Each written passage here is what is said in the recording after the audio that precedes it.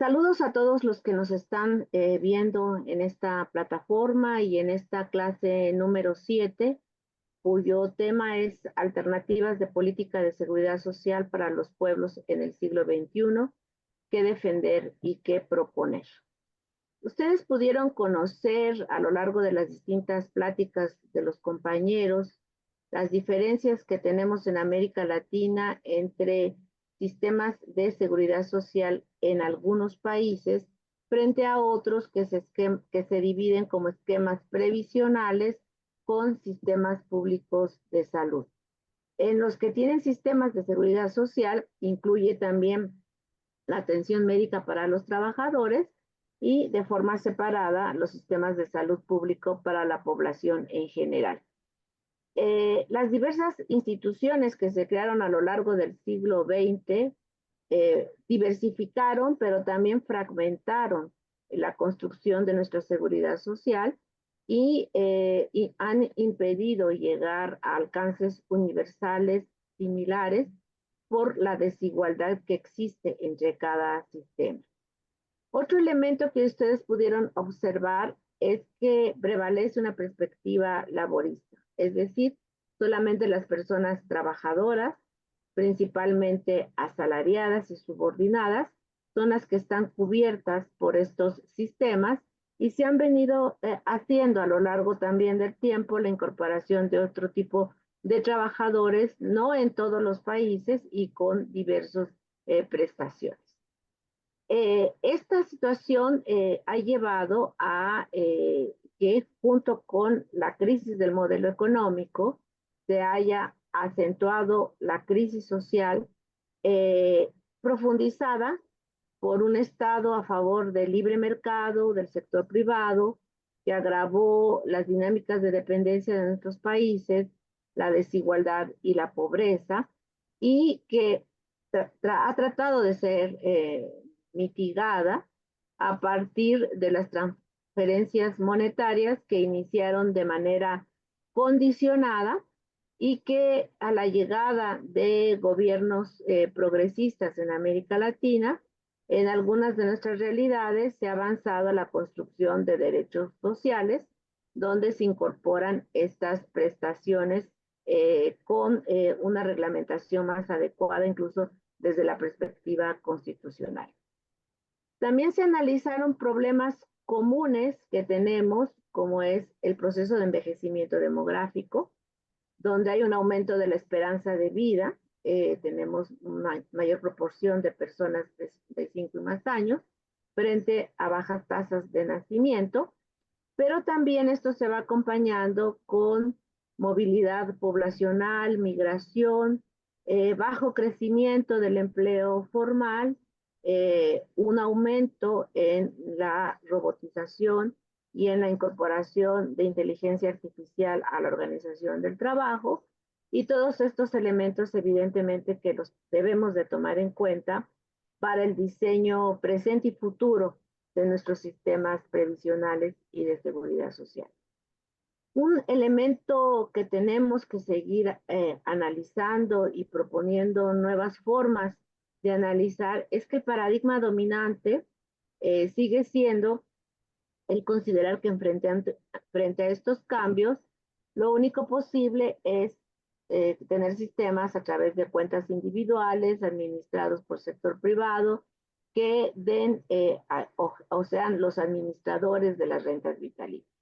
Y se ha vendido a nuestra región como la única posibilidad, cuando en el mundo solamente el 80%, el 8%, perdón, de los países tienen a este sistema como único sistema, y lo que empieza a prevalecer son sistemas mixtos con una base estatal, con una profundización de los sistemas de pensiones ligadas al trabajo y con ahorros alternativos para los mayores ingresos. Eso lo tenemos que pensar y determinar para cada realidad social de nuestros países, que tiene características estructurales, dinámicas laborales, dinámicas de trabajadores, en algunos están más organizados que en otros, y esos son los retos a futuro que observamos. Sergio va a complementar este primer contexto antes de entrar a la primera pregunta sobre qué defender, ¿no? Entonces, Sergio, te doy la palabra. Muchas gracias, Berenice. Un saludo a todos y a todas quienes han participado de estas entregas, de estas clases, esperando, digamos, que sirvan para la formación y para la organización de los trabajadores. Efectivamente, hemos visto las cuestiones sociales, ¿no? La cuestión social, el nudo de las cuestiones sociales en América Latina. La cuestión social es está, digamos, habitando en esa intersección entre la política y la economía. Entonces sufre tremendas tensiones en cuanto a las contradicciones que existen en lo económico y a la emergencia de grandes proporciones de la población sujetas a la inseguridad social.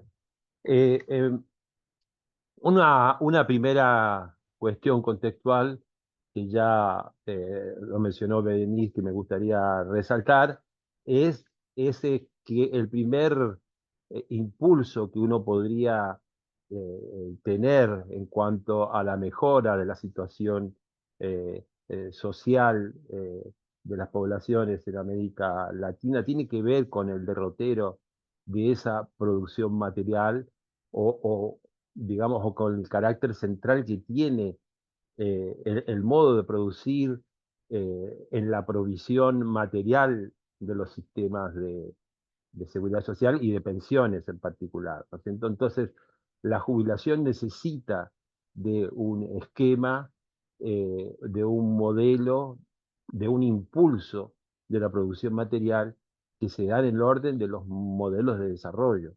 Entonces, hay un vínculo ahí entre los modelos de desarrollo y el bienestar de las poblaciones. Hay un ida y vuelta en esa relación. Lo económico y lo social, digamos que están imbricados en la potenciación, en la potenciación de las mismas perspectivas sociales y de mejora del bienestar de la población. Entonces, me parece que ese nudo hay que tenerlo muy presente. No se trata solo de pensar mejores estructuras, no se trata solo, digamos, de la seguridad social, mejores instituciones, sino también se trata de impulsar modelos de desarrollo congruentes con las perspectivas del bienestar. No sé si, Berenice, tenés más elementos en este caso.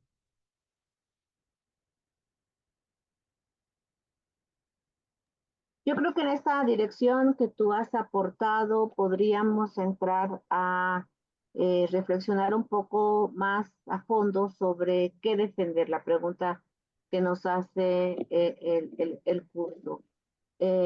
¿Cómo poder fortalecer nuestros sistemas de previsión social? Y ahí, si está ligada, porque tenemos que hacer ese tránsito del derecho laboral al derecho social, hay que otorgar el mismo tipo de derecho a todo tipo de trabajo, porque tenemos ahora en el análisis de los organismos internacionales el señalamiento de que la región se caracteriza por bajo crecimiento, alta informalidad y baja productividad.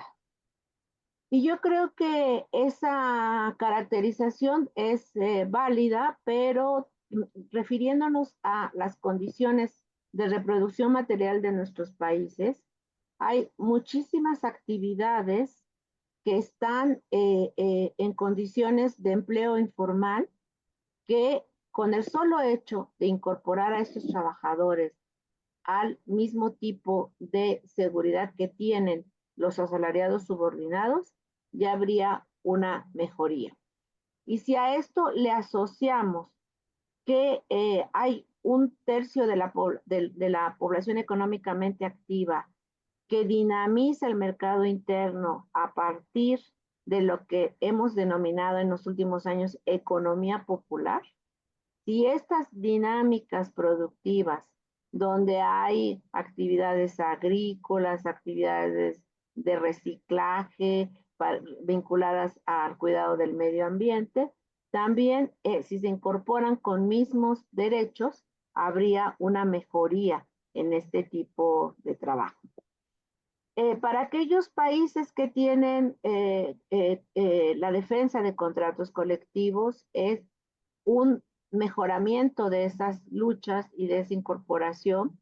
Tenemos una gran diferencia entre los países de América del Sur y, por ejemplo, de México, donde el 24% de los trabajadores son los que están afiliados a sindicatos y eso les da muy bajas posibilidades de luchar de manera colectiva. Eso se debe también de incentivar y en una mayor participación, porque tenemos también organizaciones de trabajadores de la economía informal que a veces no son tomados en cuenta y que han demandado, por ejemplo, las trabajadoras del hogar, ¿no? Que tienen ya sindicatos incluso y federaciones internacionales para conjuntar estos esfuerzos. Y la otra muy importante es seguir insistiendo en que el financiamiento de la seguridad social debe estar acompañada por la obligación de los empresarios de aportar, de las grandes empresas. Esta moda que se ha dado de los socios, de los trabajadores en plataforma, pues no, son trabajadores que dependen de una gran empresas y de conglomerados transnacionales que deben tener aportaciones para fortalecer estos sistemas. Eh, eh, eh, Son dos temas, has mencionado dos temas muy relevantes. Este, uno, rescato, ¿no es cierto?, la problemática central, el problema del empleo informal y tener sistemas de seguridad social vinculados a ese trabajo formal, ¿no? Entonces, esa dinámica es histórica, que está en el centro, que nació, ¿no es cierto?, en Europa, en los países centrales, en América, llega a América Latina con esa pata coja, ¿no? En el sentido de que en América Latina la mitad de los trabajadores está en la informalidad. Entonces, ¿cómo transformar? Bueno, los sistemas de seguridad social en algunos países han sido comprensivos de ese problema, ¿no? Entonces, en la Argentina, por ejemplo, hubo un impulso a través de las moratorias previsionales eh, que flexibilizaron las condiciones de acceso, flexibilizaron los 30 años de servicio que requiere el sistema. Entonces, eso ha sido una manera de reconocer, por así decirlo, de reconocer el derecho humano a una vejez, digamos, con ingresos o mínimos. Entonces, eh, esas son las mutaciones que asoman, digamos que tienen detrás un concepto distinto de este paradigma laboralista que exige, ¿no es cierto?, la pertenencia a la cobertura, si se tiene una historia laboral eh, totalmente formal. Entonces, ahí me parece que América Latina tiene ese desafío de impulsar y de seguir impulsando un concepto más asociado al derecho humano que asociado al trabajo formal.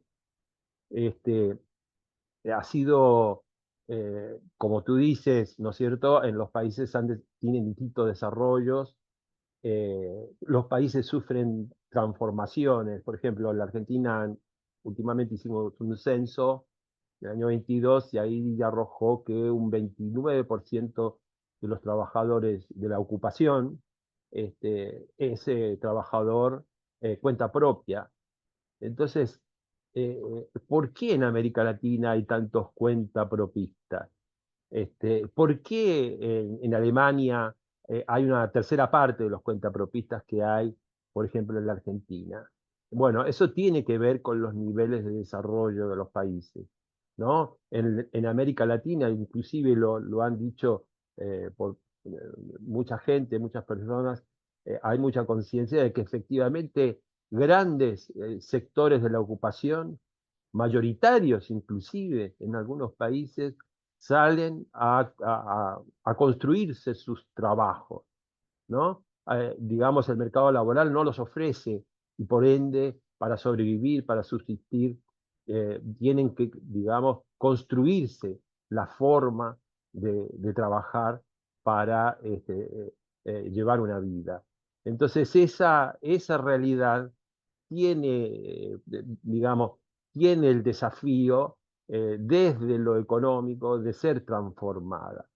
La seguridad social puede hacer un aporte incluyendo, incluyendo.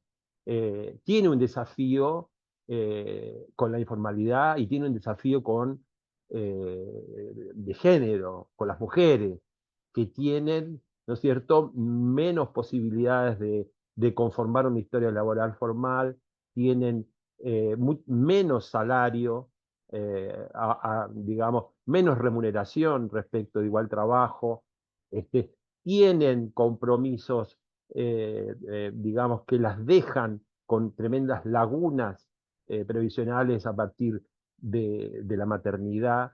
En fin, hay allí un desafío también muy importante con la inclusión, inclusivo para la seguridad social de las mujeres. Algunos países transitan algunas medidas para mejorar esa inclusión, ¿no es cierto? Hemos conocido en la Argentina, por ejemplo, el reconocimiento de años por hijo en las historias laborales de las mujeres y otros mecanismos existentes.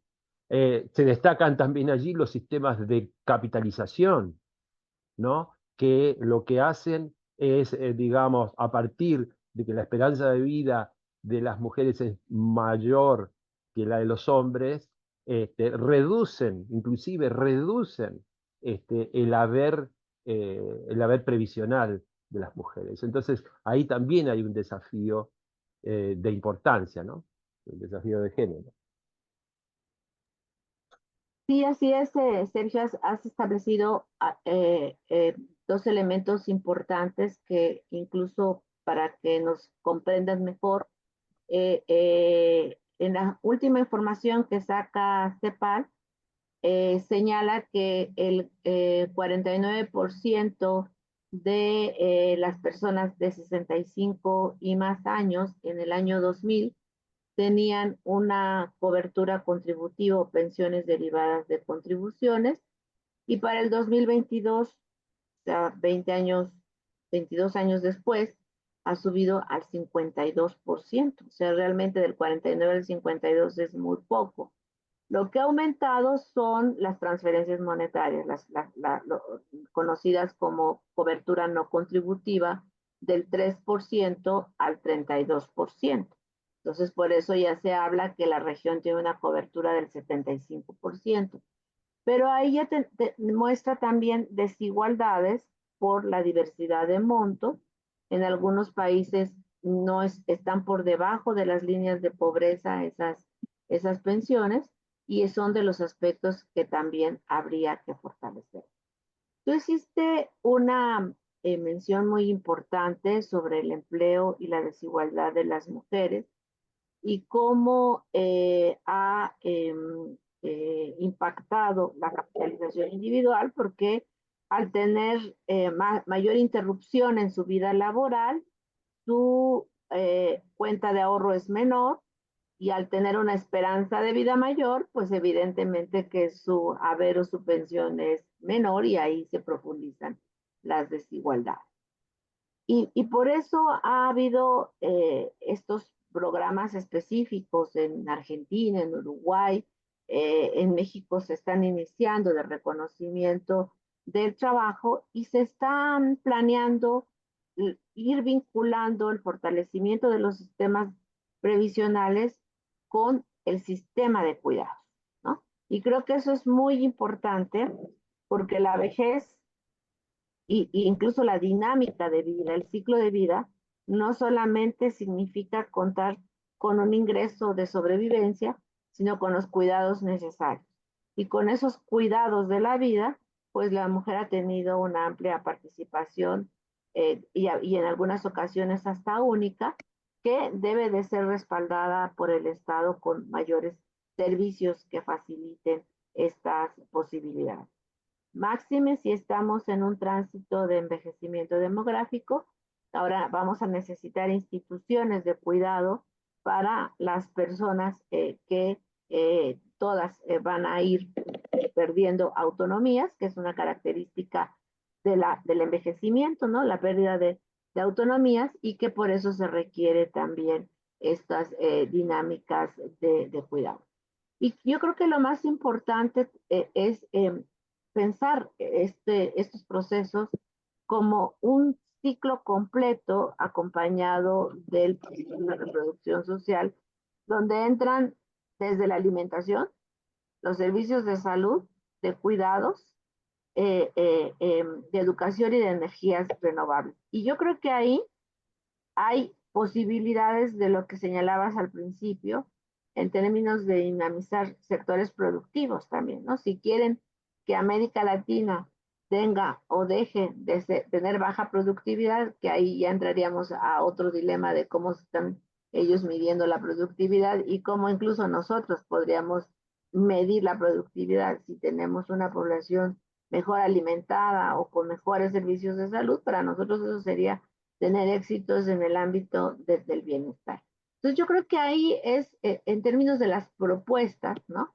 Lo que tendríamos que ir avanzando, cómo fortalecerlo, pero con esta visión completa donde se transita del derecho laboral al derecho social, pero también de el cuidado que a veces significaba nada más el contar con una pensión, al cuidado más integral del cuidado de toda la vida. Yo creo que eso nos puede tener bastante atareados en la reflexión, en la puesta en marcha de programas en esa dirección para los próximos años, ir modificando desde cada país, conociendo cuál es nuestra realidad para saber qué proponer y que toda reforma, todo programa pueda ser evaluado con el tiempo, con un tiempo mínimo para ver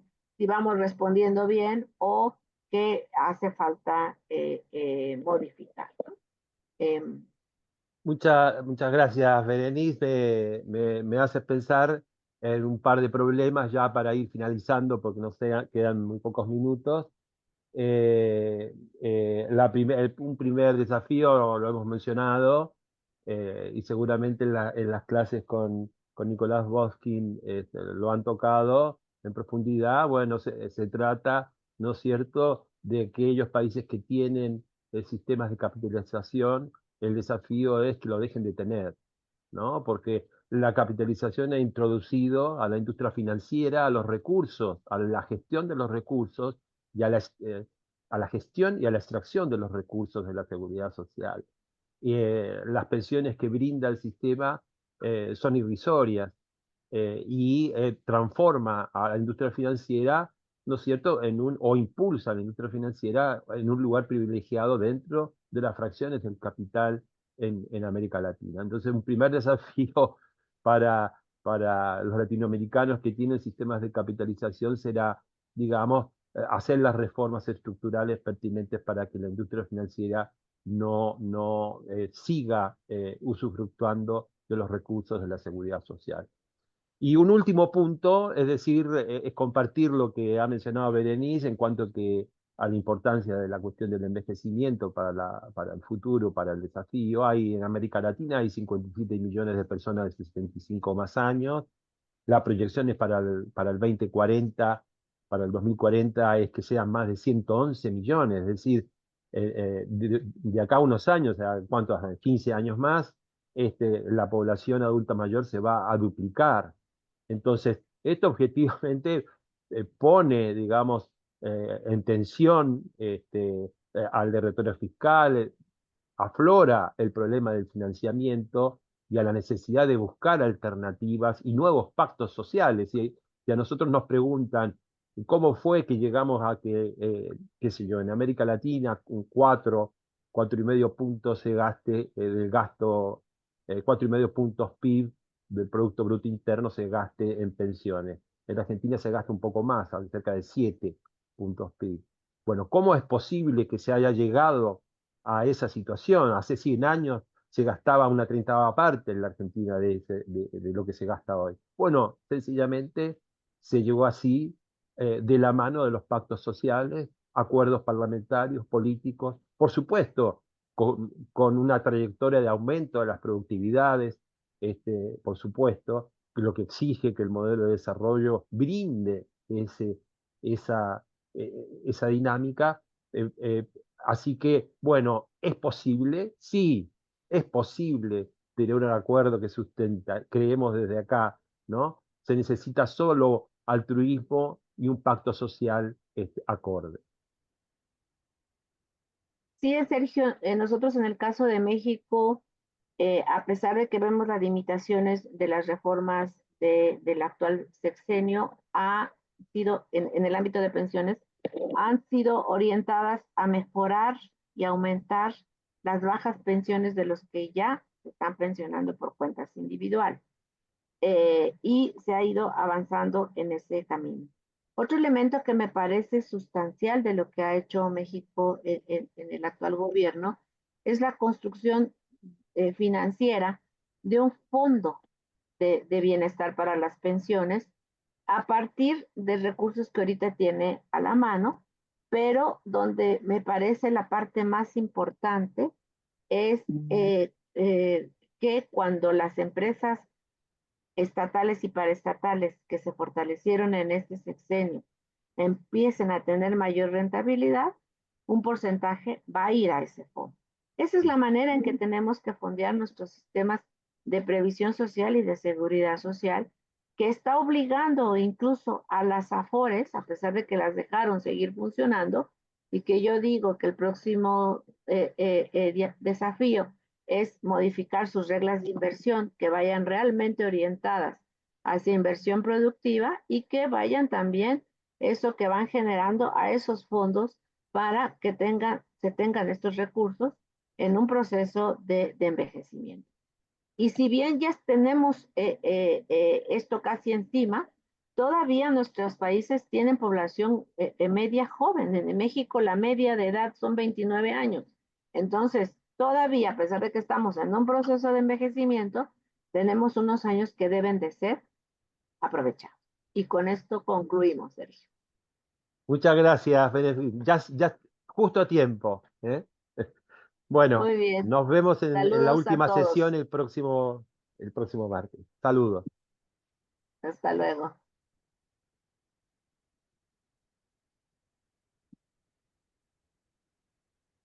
Si quieres, para la grabación y ya nos despedimos. Sí.